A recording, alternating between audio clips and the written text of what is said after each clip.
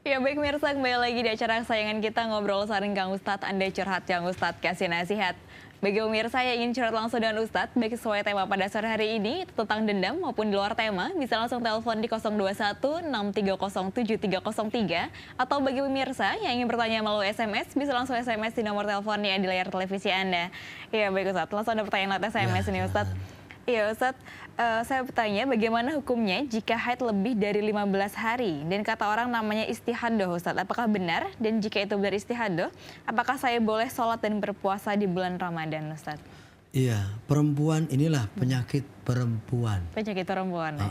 Jikalau perempuan ini kedatangan haid, Iya. maka ketika sedang berpuasa pun, maka puasanya batal. Batal. Bahkan sebelum puasa pun juga dia batal. Iya. Dilarang sholat, haram toab, haram puasa, haram baca Quran. Pokoknya udah off aja kalau perempuan haid. Iya.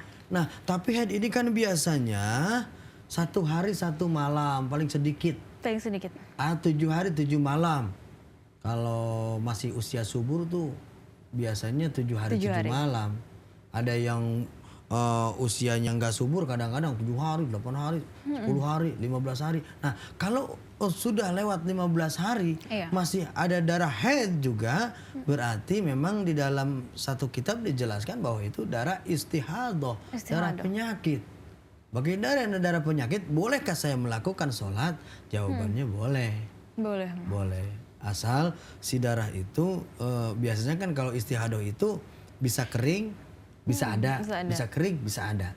Nah, ketika mau sholat itu ya dalam arti melakukan pencucian hadas dulu, pencucian najis dulu, terus melakukan sholat. Begitu nanti ada lagi, ya cuci lagi seperti itu. Jadi boleh kalau lewat 15 hari itu sudah dipastikan berarti darah itu bukan darah haid. Darah haid, begitu ya Ustadz ya. Iya Ustadz, bagi tentang dendam Ustadz ya. Dendam itu ya Allah, orang yang melakukan dendam itu sangat dibenci oleh Allah Subhanahu wa Ta'ala. Tetapi orang yang mampu menahannya. Iya. Baginda Rasul menyatakan di dalam Al-Quran, di dalam satu hadis, man kazama ghaizan wa huwa qadirun alla ayyunkizahu da'a'ullahu yaumal qiyamati ala ru'usi khalaik. Jadi ketika orang dianiaya, kemudian dia berkuasa untuk membalasnya. Berkuasa untuk membalasnya. Jadi begini ceritanya, si A dituduh sama si B. Kamu mencuri ini ya, begitu kan? Enggak, saya nggak mencuri, enak aja. Begitu sudah lama kemudian, sudah 3 hari, ternyata si pencurinya bukan yang dituduh itu. Nah, enaknya kan si A datang. Gua bilang juga apa, bukan gua, dasar lu, balik-balik. Pasti dia akan menerima kan, karena dia sudah salah. Nah, ketika si A itu punya kesempatan untuk melabraknya, untuk menganiayanya, tetapi dia tahan, maka da'ahullahu ta'ala yaumal qiyamah ala ru'usil khalaik. Di hari kiamat itu, orang yang menahan amarahnya karena dia mampu untuk melakukan amarah itu, dan andai kata dilakukan amarahnya itu dia tidak bersalah, tetapi dia tidak lakukan itu.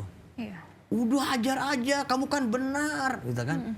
Kamu nggak bakal apa, dia udah hajar nggak apa-apa, dituntut aja ke pengadilan. Enggak jangan, biarin yang dulu mah udah. Nah, kalau ada orang yang bersikap itu, da'ahullahu ta'ala yaumal qiyamah ala ru'usil khalaik. Di hari kiamat, di jajaran orang-orang yang banyak, Allah panggil tuh orang itu, Fulan, datanglah kemari. Ada apa ya Allah? Silahkan kau pilih bidadari mana yang kau mau. Subhanallah. Subhanallah. Subhanallah. Tapi kalau kita seperti itu, wah, kita inginnya marah aja. Kalau marah berarti hilang bidadarinya. Hilang bidadarinya ya Ustadz. Ada penelpon yang masuk Ustadz, kita angkat dulu penelponnya. Ya halo, assalamualaikum. Waalaikumsalam. Iya, ada Bapak siapa di mana? Dengan Pak Suri. Iya, silakan apa pertanyaannya Pak? Pertanyaannya ini, saya kan lagi sakit. Iya. Boleh nggak istilahnya berpuasa? Berpuasa gitu, kalau misalnya nggak kuat gimana gitu Pak? Baik. Iya, ada lagi apa pertanyaannya?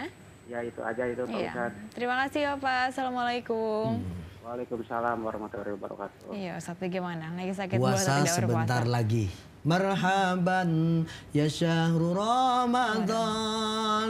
Sebentar lagi kita akan masuk bulan Ramadan. Allah panggil, ya ayyuhalladzina amanu kutiba alaikumusiyam. Hai orang-orang yang beriman, diwajibkan wajib atas kamu orang Islam yang memenuhi syarat puasa. Pertanyaan Bapak, bagaimana kalau saya sakit, saya mau puasa? Nah kalau memang sakit mau puasa, bagus. Tetapi kalau karena sakitnya ini akan ketika sakit dia puasa malah tambah sakit, tetapi tidak ada sih rumus puasa itu tambah sakit, nggak ada. Nggak ada. Sumu fatasihu, puasalah maka kamu akan sehat. Kenapa kita sakit? Karena kita dari makanan sakit Makanan. itu. Apa yang kita makan membuat kita sakit. Lah ketika kita puasa, kita persempit aliran darah, kita kurangi dengan makanan. Karena manusia ini maka akan sehat, kata Nabi. Sumu fatasihu. Tapi kalau Bapak memang nggak kuat sakit, Allah pun memerintahkan dalam Al-Quran, faman kana maridhan aw ala safarin fa iddatum min ayyamin ukhar. Faman kana maridhan, maka siapa orang yang sakit ketika bulan Ramadan, bulan puasa, boleh untuk tidak berpuasa, boleh untuk berbuka. Solusinya fa'iddatum min ayyamin ukhar.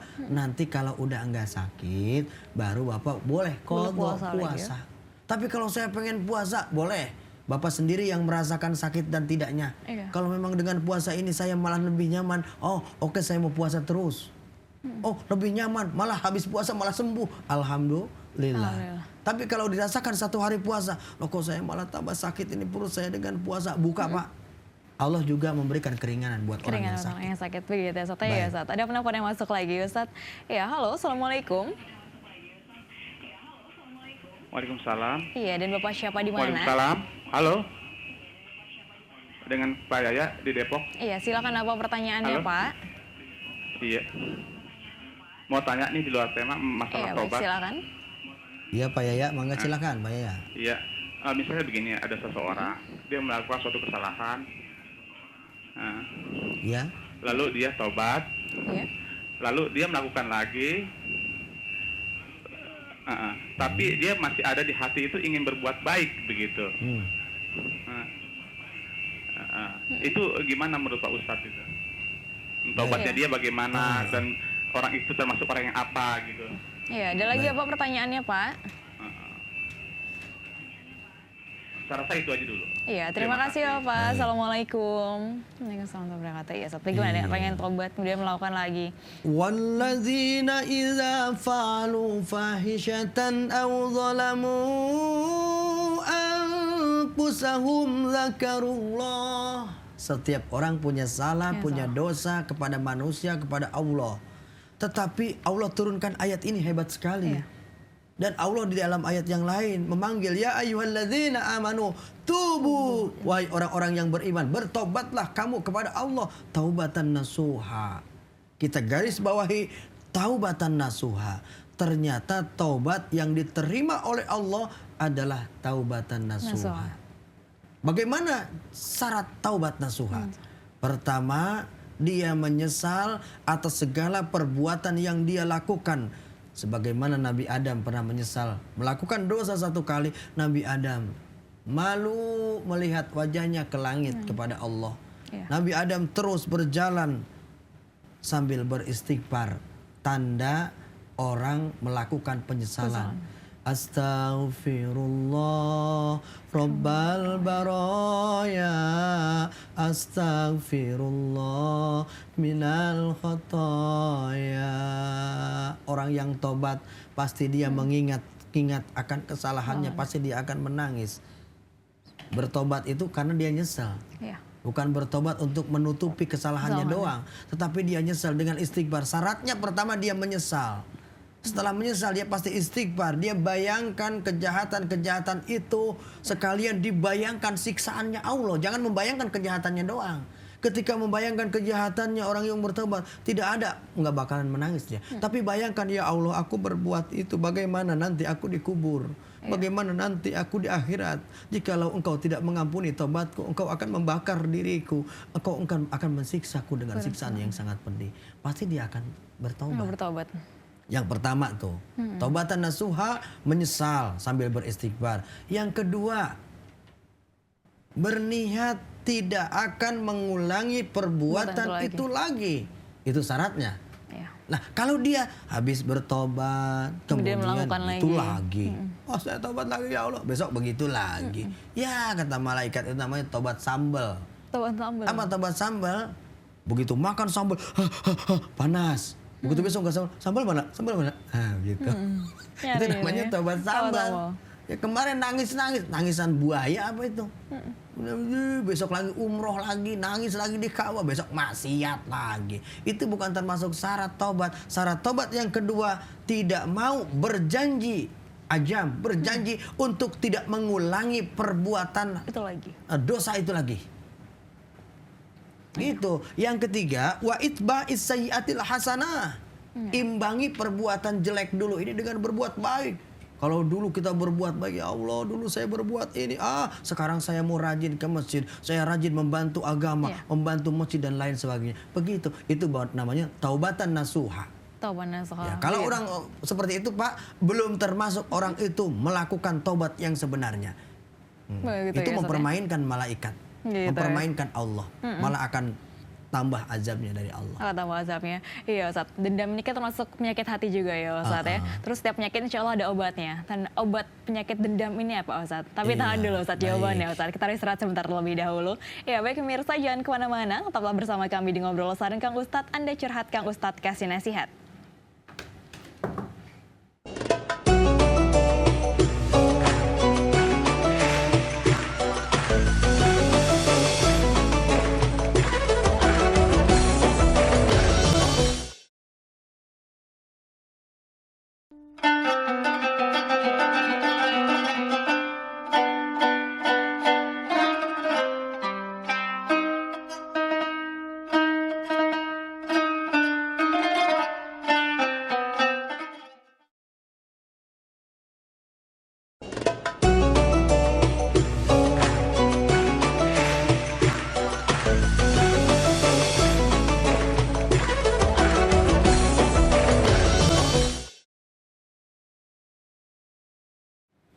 Ya baik pemirsa, terima kasih masih bersama kami di Ngobrol Bareng Kang Ustadz. Anda curhat, Kang Ustadz kasih nasihat. Bagi pemirsa yang ingin curhat langsung dengan Ustadz, bisa langsung telepon di 0216307303 atau bagi pemirsa yang ingin bertanya melalui SMS, bisa langsung SMS di nomor telepon yang ada di layar televisi Anda. Ya baik Ustadz, tadi tentang obat penyakit hati ya Ustadz ya. Apa nih obatnya yang bisa mengobati hati seseorang yang pendendam itu Ustadz? Obat penyakit hati. Kalau obat penyakit hati, kan kita sering dengar. Dawaul qalbi. Obat penyakit hati yang pertama adalah rajin baca Quran. Rajin baca Quran. Baca Quran, kita sering melafalkan Quran. Seperti yang tadi itu apa dihafal ataupun dengan murojaah setiap hari. Yang kedua itu zikir setiap malam. Zikir setiap malam. Jadi zikir itu adalah mengingat Allah Subhanahu wa taala. Terus yang selanjutnya adalah sholat malam. Sholat tahajud. Maka dia tidak akan punya penyakit dendam. Lama kelamaan Allah akan kasih hidayah ketika sholat tahajud itu. Kumpul dengan orang-orang saleh. Dan juga sering berpuasa. Jadi dengan obat hati itu, insya Allah imannya akan tinggi. Jikalau imannya akan tinggi, maka termasuk kriteria iman adalah wa ala rabbihim yatawakkalun. Maka dan hanya kepada Allah dia menggantungkan dirinya. Inilah yang sulit. Memupukkan keimanan kan tanda orang yang beriman yang terakhir adalah wa ala rabbihim yatawakkalun. Bertawakal kepada Allah. Ketika jodohnya sampai di sini, padahal dia sudah berusaha baik, maka dia tinggal bertawakal kepada Allah, orang yang beriman. La haula wala quwata illa billahil aliyyil azim. Tiada daya dan upaya ya Allah, saya sudah berusaha. Tapi mengapa engkau seperti ini kan kami? Engkau pisahkan dengan orang yang kucintai. Berbaik sangka kepada Allah, ya Rob, mungkin di luar ini engkau punya tujuan yang lain. Yang lain, Maka iya, itu yang Ustaz. akan menjadi pengobat hati Pengobat kita. hati, iya Ustaz. Mohon maaf nih, ada penelpon Iya, yang masuk baik. Ustaz. Kita angkat dulu penelponnya. Ya halo, Assalamualaikum. Ya halo, Assalamualaikum.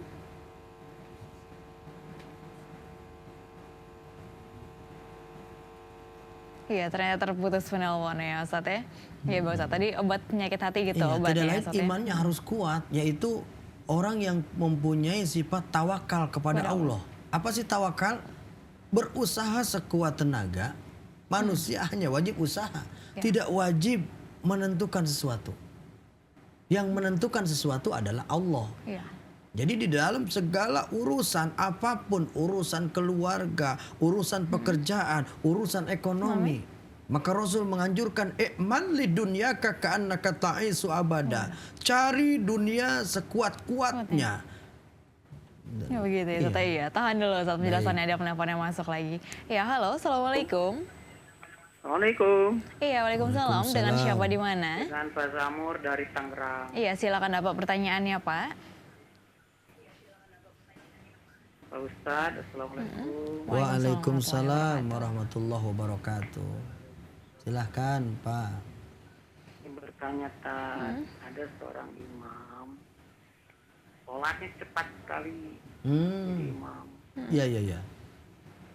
Padahal kan kita harus tenang, harus tumaninah, Iya. kan begitu Tat. Iya. Lalu yang satu lagi, yang tidak lazim dibacanya, merubah huruf. Oh. Iya, iya, iya. Nah, karena perbuatan-perbuatan imam seperti itu, saya akhirnya tidak mau ikut lagi masuk musola. Heeh. Saya takut terlibat mengolok-olok. Saya anggap itu mengolok-olok kalau sudah merubah-rubah huruf Al-Quran, dan sholat cepat itu saya anggap udah mengolok-olok Tuhan. Baik, baik ya. Baik. Itu Baik. ternyata saya tidak mau lagi ikut masuk musola. Iya. Iya, baik ke Pak. Ada lagi apa pertanyaannya Pak?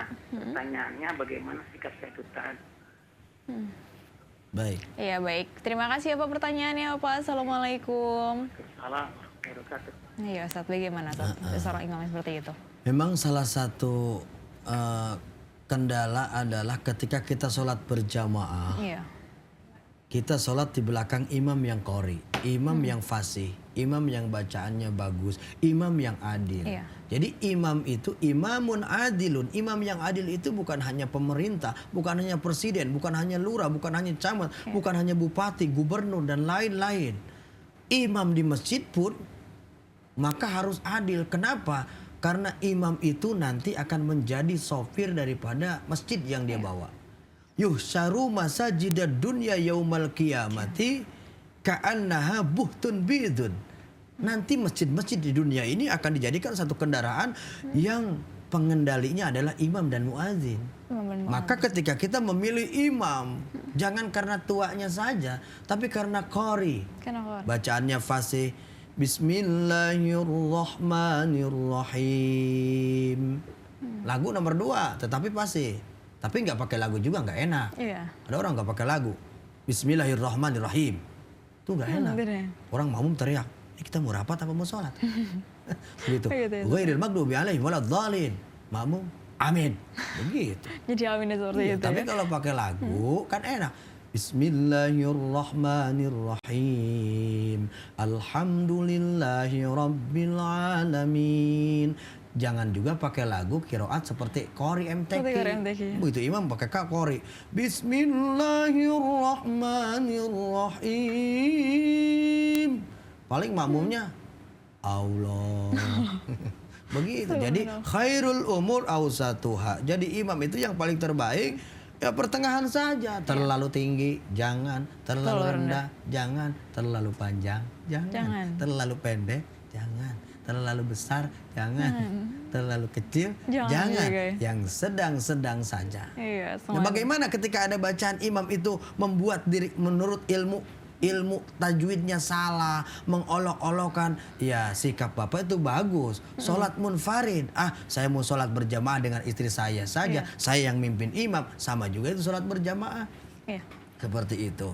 Tapi ketika ada kemunkaran seperti itu, sikap Bapak yang terbaik kalau memang kita memiliki ilmu lebih tinggi daripada orang itu, kita sampaikan.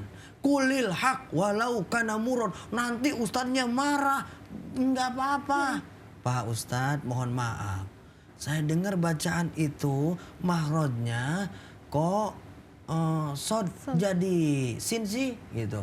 Iya. Misalkan siro si sod kasroh si agak melendung si itu. Tapi dia baca sirotol gitu kan. Jadi sin kan sod kasroh si sin kasroh si itu bilangin. Gitu ya, harus dikasih tahu Harus ya dikasih Ustadz, mana tahu. yang benar ya. Karena nanti kalau kita ini mundur, yang lain mundur, nggak ada makmumnya. Iya. Maka demi keutuhan bersama sholat berjamaah di musola atau di masjid yang kita cintai, kita sampaikan. Tapi secara baik-baik. Secara baik-baik. Dengan kata maaf Pak Kiai, maaf. Baik gitu ya Ustadz ya. Gitu. Iya, ada penelpon yang masuk Baik. lagi Ustadz, kita angkat dulu penelponnya. Ya, halo, assalamualaikum. Iya, ternyata sudah terbatas penelponnya Ustadz. Iya, kita terus Iya, yang tadi selain itu. tadi. Jadi ketika kita memberitahukan kepada seorang imam, apalagi dia udah sepuh, wah, ketika kita kasih tahu, wah pasti jarang menerima kan? Iya.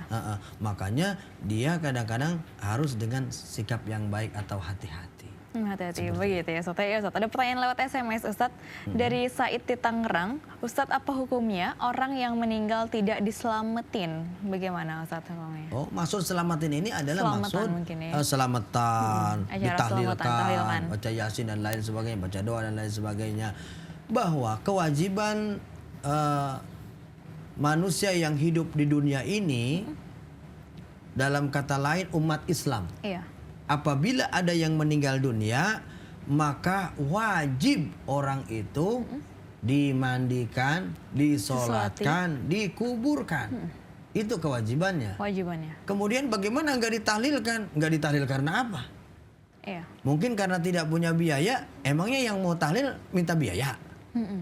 Mungkin ustaznya, oh mau tahlil nih, targetnya ini 7 hari, 10 juta. Subhanallah. Nggak ada kok. Apakah memang ditahlilkan karena dia tidak pakai tahlil, anti tahlil? Iya. Nah, mungkin menurut mereka tahlil ini adalah nggak boleh. Emang baca Quran nggak boleh? Nah, katakanlah beginilah, ya nggak usah membahas itu.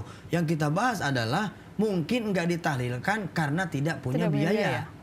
La yamutu wa la yahya. Tidak bermutu, nggak ada biaya. Nggak ada biaya. Nah, daripada saya ngundang harus beli air dan lain sebagainya. Nah, tahlil sendiri saja. Baca yasin buat sendiri. orang tua. Ini yang paling terpenting. Doa anak buat orang tua, bukan doa orang lain. Tetapi kalau anaknya punya ongkos, kita panggil orang lain untuk beli makanan dan lain. Sedekah untuk orang tua saya.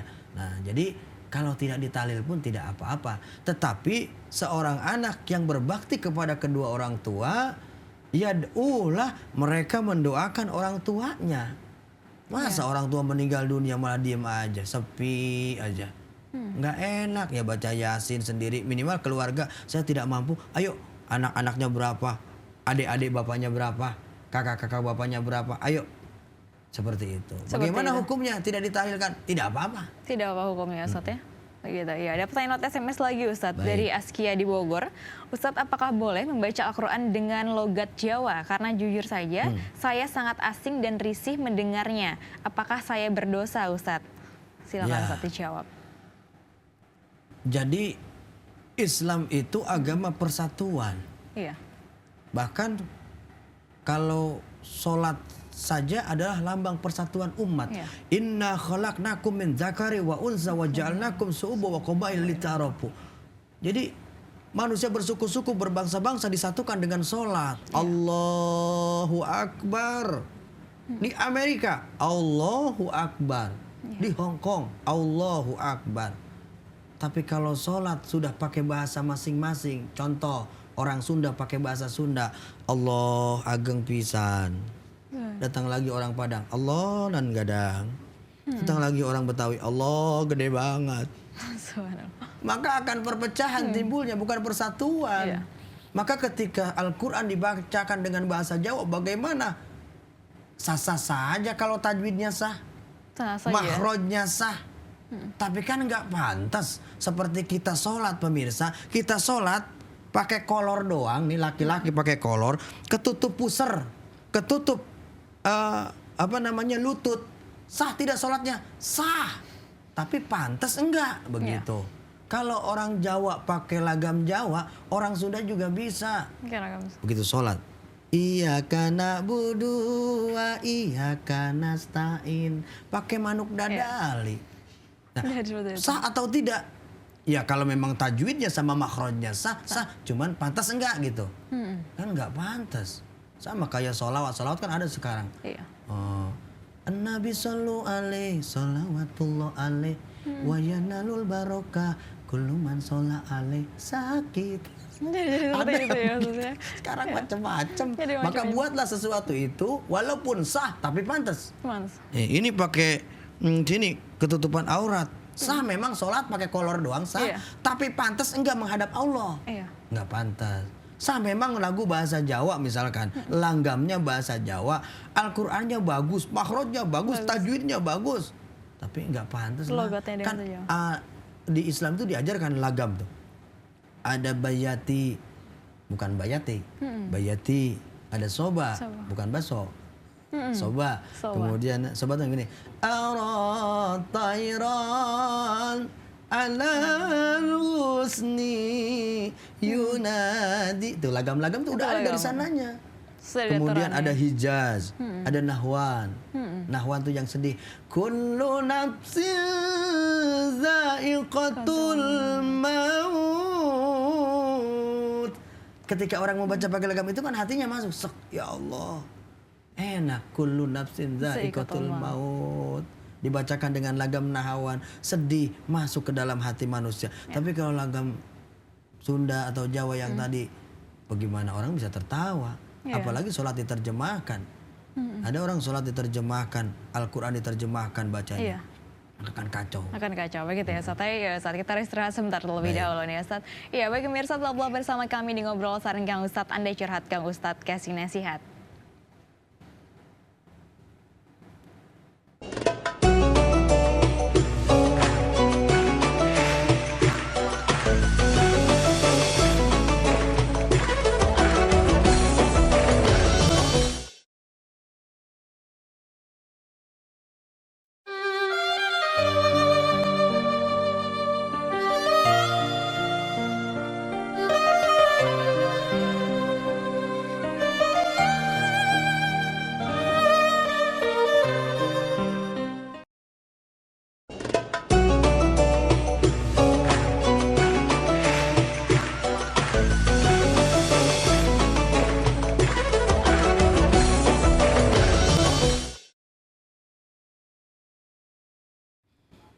Ya baik pemirsa, kembali lagi di Ngobrol Sareng Kang Ustadz. Anda curhat, Kang Ustadz kasih nasihat. Dan tema kita sore hari ini adalah tentang akhlak tercela, yaitu tentang dendam. Dan masih bersama dengan Ustadz Jaka Suara di sini.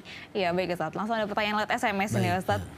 Iya, Ustadz, saya janda umur 72 tahun, tinggal dengan anak perempuan saya. Ketika saya mau ngaji, saya minta uang tidak pernah dikasih dan alasan tidak ada. Dan saya mengambil sedikit uang anak saya untuk mengaji. Apakah saya berdosa Ustadz? Tapi tahan dulu Ustadz jawabannya, ada penelpon yang masuk. Ustadz, kita angkat dulu penelponnya. Ya halo, Assalamualaikum.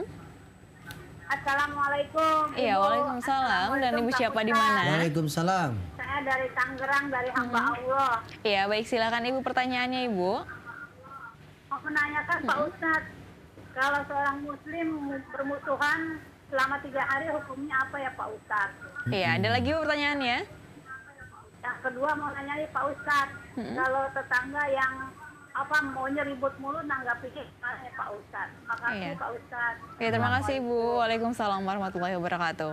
Hukum seorang muslim bermusuhan selama 3 hari Ustadz, bagaimana? Iya, seorang muslim di dalam Al-Quran diceritakan bahwa al-muslimu akhul muslim. Muslim ini bersaudara. Jikalau misalkan mereka bermusuhan, jangan lebih daripada 3 hari.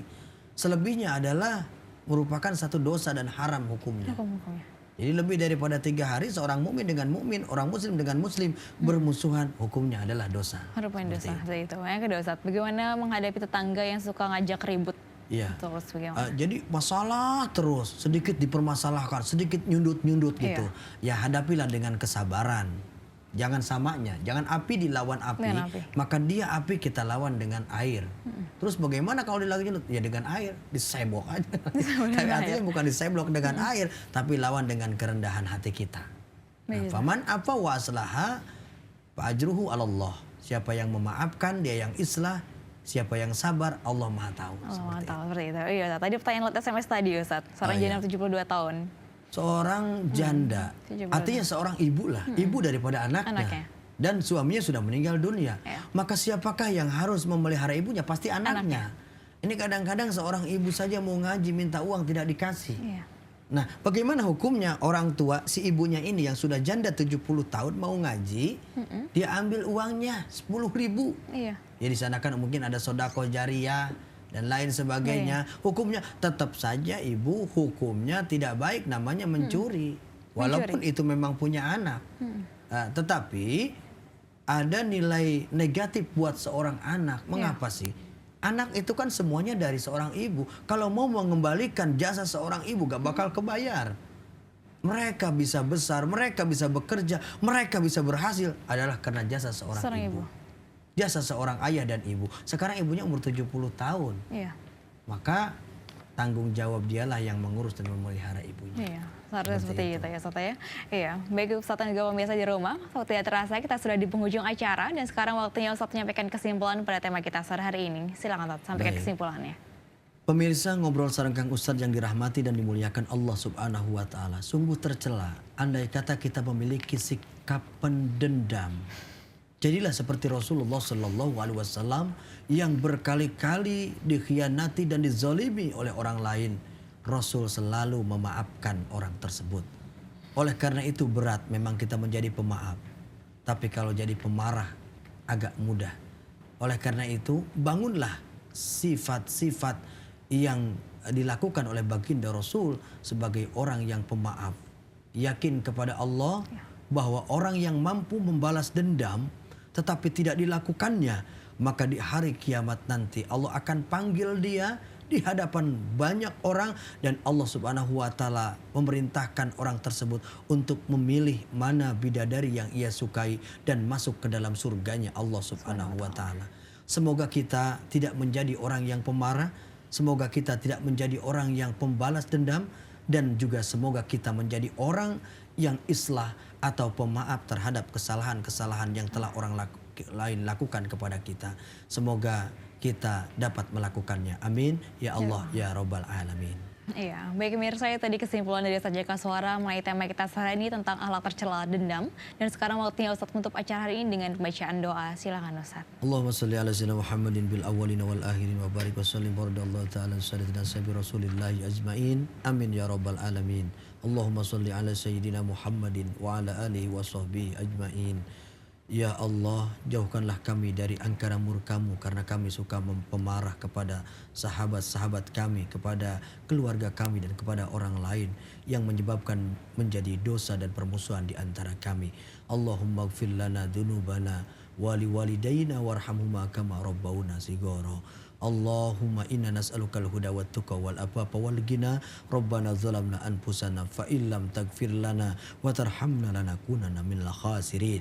Rabbana atina fid dunya hasanah wa fil akhirati hasanah wa qina adzabannar. Walhamdulillahi rabbil alamin. Alhamdulillahirabbil alamin.